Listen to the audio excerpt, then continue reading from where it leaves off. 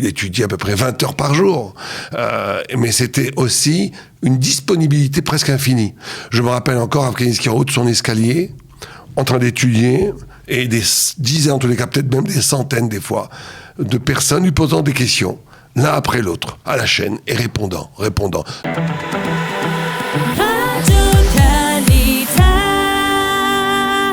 Nous allons continuer à parler de Toulouse, mais aussi du second événement particulièrement triste qui va marquer cette journée d'aujourd'hui.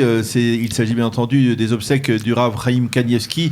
Nous allons en parler avec vous, Rav Raphaël Sadine. Bonjour, Boker Tov. Bonjour, Boker Tov. Alors, nous allons rester un petit peu sur Toulouse, sur ces commémorations du 10e anniversaire. Vous avez vous-même connu le Rav Jonathan Sandler, ça a été un de vos élèves? Oui, il venait à un cours que je donnais une fois par semaine chez moi, du Maral de Prague, une présence et une élégance intellectuelle assez extraordinaire, une discrétion.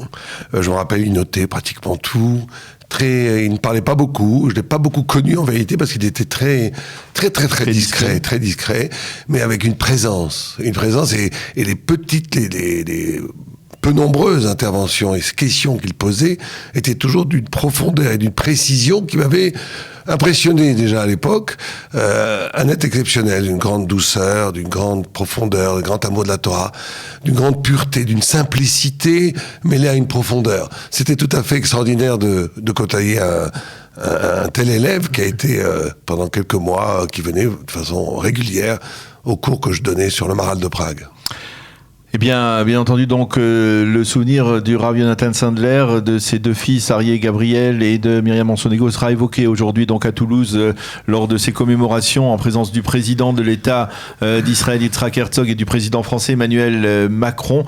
Mais comme je le disais, bien avec vous, Rav Raphaël Sadine, nous voulions également évoquer le souvenir du Rav Chaim Kanievski qui nous a quittés vendredi après-midi. C'était Shushan Purim, la fin de Shushan Purim, quelques minutes avant l'entrée du Shabbat. Le Rav Kanievski, le grand de la génération, 94 ans, s'en est allé. Comment expliquer, on va dire, l'engouement, ou en tout cas la mobilisation, l'émotion que suscite la disparition d'une telle personnalité? Je pense que c'est la rencontre de choses tout à fait inattendues. C'était en même temps le Rav, le maître spirituel absolu de la branche litaï, on va dire, lituanienne, du monde traditionnel de l'étude de la Gemara, du Talmud, mais qui était en même temps, et c'est ça peut-être qui différencie avec certains rabbis chassidiques qui sont très liés à leur communauté, il y avait une portée nationale et universelle dans la vision de Rav Kanievski. Ça veut dire que c'était en même temps quelqu'un, et c'est une innovation à méditer. Normalement, l'universel, c'est quelque chose de désincarné, qui est plus ou moins par là tout le monde, mais qui n'a pas tellement de profondeur, parce que justement, ça s'étale tellement au niveau de l'universel que ça n'a pas de spécificité.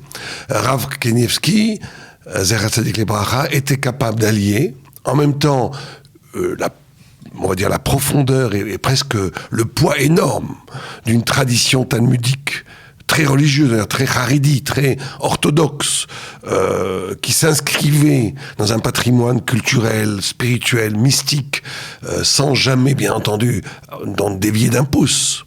Mais mettre son savoir et ses traditions à l'actif et au service de tout le peuple d'Israël dans son ensemble. Alors ça, je lisais, c'est tout à fait étonnant. C'est vrai que dans la tradition, les grands de la génération, dans le monde orthodoxe lituanien, sont soit des rachei yeshivot, comme c'était le cas pour le Rav Steinman, soit des poskim, comme c'était le cas pour le Rav Eliashiv, c'est-à-dire des décisionnaires de la halakha.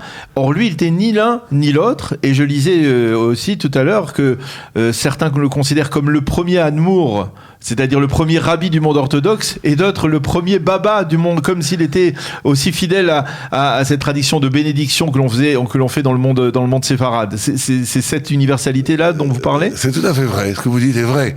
C'est vrai que c'est un peu un phénomène dans la mesure où il y avait cette notion mystique chez lui, qui n'est pas du tout...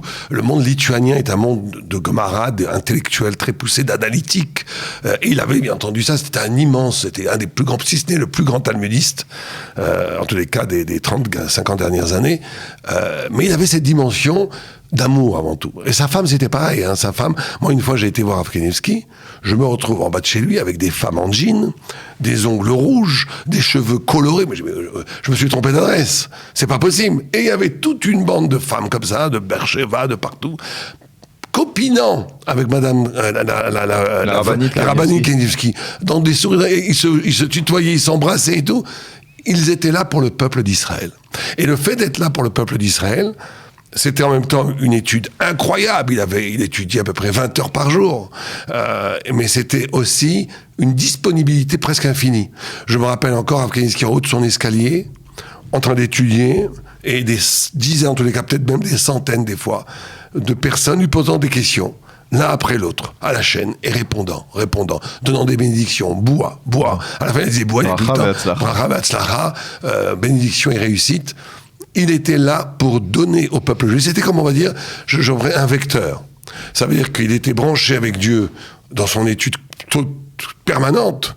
Et cet amour et cette mystique et cette puissance spirituelle et intellectuelle, il l'a redonné en amour à tout celui qui l'approchait, à tout Am Israël.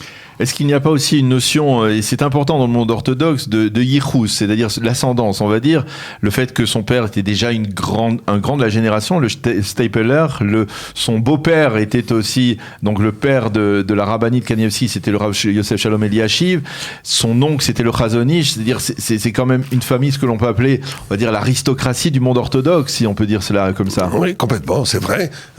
Il fait partie de ces grandes familles de Bnei Brak. D'ailleurs, c'est Bnei Brak, c'est un endroit plus... Ouais. Nous, on est jaloux parce qu'à Jérusalem, on n'a pas autant de Chazon Ish, le Rav Shar, Rav Kanievski, Rav Stapler, le père du Rav Chaim Kanievski, extraordinaire. Oui, c'est vrai qu'il avait aussi bénéficié, bien sûr, de cette... Mais vous savez, c'est des familles... On a du mal à comprendre un petit peu, nous, enfin, les gens vivant en France. Je vous donne un exemple, par exemple, de ce qui se faisait dans une des familles, dans un des cousins de Rav Kanievski. Il se marie, et le père, traditionnellement, prend, lui, de payer le petit déjeuner tous les matins pendant 10 ans à son futur gendre qui va étudier la Torah, pour l'aider à étudier la Torah. Il arrive, premier matin ou deuxième matin, sa femme lui sert à manger. Et il dit, mais assieds-toi avec moi. Il dit, non, mon père n'a pas d'argent pour deux petits déjeuners, un seul. Moi, je vais jeûner, toi, tu vas manger, et tu vas pouvoir étudier la Torah. Il ne dit pas question, on partage tout. Mais vous vous rendez compte, c'est des gens qui étaient prêts à jeûner,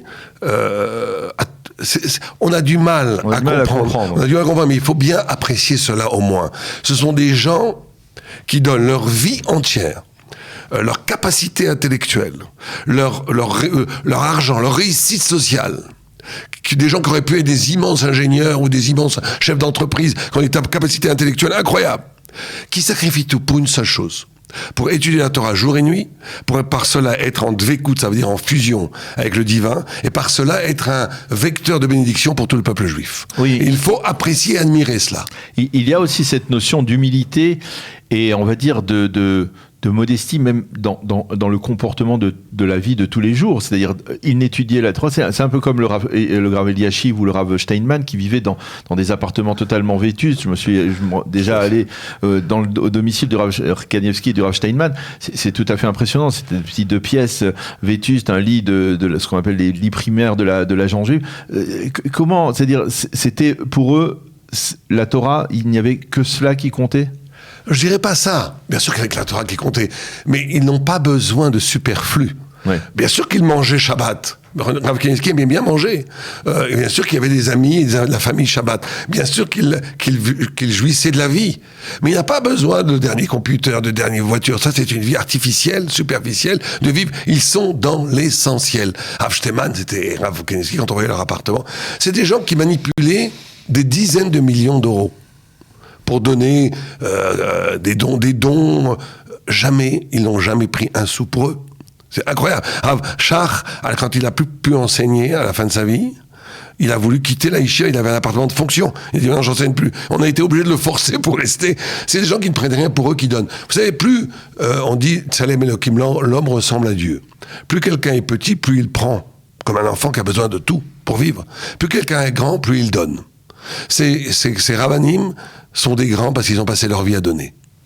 On a beaucoup parlé du Rav Kanievski au début de l'épidémie avec ses prises de position qui n'ont pas fait l'unanimité, on va dire comme cela, mais qui par la suite se sont alignés, on va dire, sur la position du ministère de la Santé, puisqu'il a été, lui, au moment où l'État d'Israël a commencé sa campagne de vaccination, il était un des premiers à dire il faut se faire vacciner. Est-ce qu'on s'est posé la question à l'époque de savoir si le Rav Kanievski était tout le temps dans le monde spirituel, dans le monde de la Torah, dans le monde de la Gemara, et qu'il ne savait pas, il ne connaissait peut-être pas les détails de l'environnement dans lequel il était, peut-être à Bnei Brak autour, dans la vie de la réalité d'Israël, ou est-ce que véritablement il connaissait tout, ou alors il y avait tellement de filtres pour arriver chez lui qu'il ne connaissait pas tout. Je pense qu'il connaît. Je vous raconterai une anecdote qui s'est passée avec moi, mais il connaissait tout. Et regardez, vous avez dit c'est aligné au milieu. C'est plutôt le contraire. Par exemple, à un moment donné, il a pris une décision tout à fait controversée et qui a presque fait scandale. Il dit on ne ferme pas les écoles. Voilà. Même pendant le corona, on ne ferme pas les yeshivot. On ne ferme pas les endroits d'études. Or, quelques mois plus tard, le ministère de la Santé s'est absolument rangé à cette idée, puisqu'ils ont dit le fermer les écoles amène beaucoup plus de problèmes, entre autres, ils rencontrent dans la rue sans surveillance, ça fait des cas de dépression, enfin, on va rentrer dans les détails, mais ils ont le bilan hygiénique, médical et surtout sociologique et psychologique a montré que fermer les écoles était beaucoup plus dommageable que les laisser ouvertes. S'ils ont pris conscience de ça 6 mois ou 1 an après que Rav Kanievski ait décidé qu'on ne fermait pas les écoles. Par contre, au niveau des vaccins, et c'est vrai qu'à l'époque, ça fait scandale parce qu'il allait contre le ministère de la Santé. Mais pour les vaccins, tout de suite, il a dit oui, les vaccins, si c'est avéré que c'est pas dangereux, il faut les prendre. Il avait une acuité. Mais alors, on a du mal, encore une fois, à comprendre parce que c'est une expertise du réel qui n'est pas soumise qu'au réel. Il a introduit aussi des éléments spirituels, mystiques, d'inspiration divine dans sa décision, ce qui peut effectivement ne pas être en accord avec d'autres façons de penser. Mais il intègre complètement la dimension rationnelle et réelle dans ses décisions. On aura certainement le temps de parler plus en détail de l'après Rav Kanievski, mais tout de même une question aujourd'hui, puisque c'est la tradition, il n'y a pas de vide, on ne laisse pas de vide, et d'ores et déjà on parle du successeur du Rav Kanievski comme grand de la génération, comme étant le Rav Gershon Edelstein, le Rav Gershon Edelstein qui a 99 ans. Est-ce qu'il y a aujourd'hui un problème de leadership dans le monde orthodoxe qui a perdu au cours des 10 dernières années des sommités comme le Rav Steinman, comme le Rav Eliashiv, comme le Rav Ovadia Yosef. Est-ce que il y a une crise de leadership ? Oui. Il faut l'avouer. Faut pas être. On a cette tradition que chaque génération aura son maître. Moshe Rabbeinu, on dit que Shmuel était comme Moshe, Itar était comme Shmuel. On aura toujours. Mais il faut quand même avouer que depuis, surtout, moi, je marquerai Rav Shach et Rav Ovadia. Rav Shach pour les Ashkenazim, on va dire, Rabbi Lubavitch pour les Chassidim, on va dire, Rav Shach et Rav Ovadia, qui étaient les 3 figures absolues, où vraiment tout le monde suivait à la lettre ce qu'il pouvait dire. Déjà, après la mort de Rav Shach, enfin, après la niftar de Rav Shach et de Rav Ovadia, il s'est trouvé un effritement, et des dissensions, et toutes sortes d'écoles. Et là, ça va être encore pire, parce que Rav Kanievski était effectivement une figure pratiquement incontournable. On va avoir du mal. Ça va être beaucoup plus difficile d'avoir un leadership comme on avait avant. Cependant, il y a une tradition en Israël. On sait que Dieu nous a promis que dans chaque génération, nous aurons des maîtres qui seront là pour guider le peuple juif. Et il y aura. Mais de cette dimension, le manque est là. Depuis Rav Ovadia, qui est mort, qui est niftar, le manque dans le monde sfaradi est là. Même si on a Rav Chacham Cohen. Et on aura, après Rav Kanievski, un manque, un halal, un espace vide, qui va être comblé, mais ça sera par définition pas la même chose. Et ça pose bien entendu aussi les questions du monde orthodoxe, de son comportement, en l'absence d'un leader, on va dire, plus consensuel, face à des défis qui sont aujourd'hui des défis que l'on voit qui le lient à l'actualité. On a vu autour du coronavirus, on a vu autour de l'affaire Chaim Balder. Ce sont des défis qui sont des défis marquants pour le monde orthodoxe. Oui, mais vous savez, je pense aussi que peut-être que le monde orthodoxe a beaucoup changé. Pas fondamentalement, mais au niveau... aujourd'hui, l'orthodoxie est tellement large. C'est presque difficile de parler du monde orthodoxe. Vous avez 1 million d'orthodoxes en Israël. Sur ce million, vous avez des gens qui sont, on va dire, vous prenez des gens qui sont ingénieurs ou qui sont médecins ou qui sont avocats à la plein, qui vont être plus proches dans le discours, dans la culture avec un non-religieux qu'un chassid de Me'acharim. Et pourtant, les deux vont voter pour les mêmes partis. Donc il faut faire un peu attention quand on dit orthodoxe. L'orthodoxe absolu qu'on a connu il y a 40 ans, qui n'était que à Me'acharim, c'est plus du tout la réalité aujourd'hui. Et donc il va y avoir plusieurs leaderships. Chacun correspondant à son niveau d'orthodoxie, ou plutôt, je veux pas dire des niveaux, à sa façon d'être orthodoxe. Et ça, c'est pas forcément une mauvaise nouvelle. Qu'il y ait une pluralité dans l'orthodoxie, du moment que chacun respecte les grandes lignes de l'orthodoxie juive. Moi, préfère le mot de judaïsme authentique, de judaïsme authentique, ce qui est plusieurs figures du judaïsme authentique, du moment que chacun respecte la halakha et la façon de penser traditionnelle depuis 3000 ans du peuple d'Israël, c'est pas plus mal.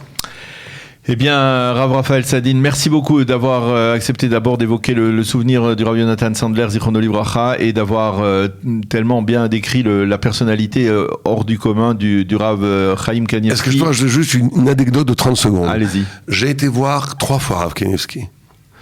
On n'a pas le temps de raconter pourquoi. Première fois, il me dit une phrase que je ne peux pas dire parce qu'elle est trop flatteuse. Mais il me dit une phrase. Je suis très content, je sors. 10 ans plus tard, je le vois pour un autre problème.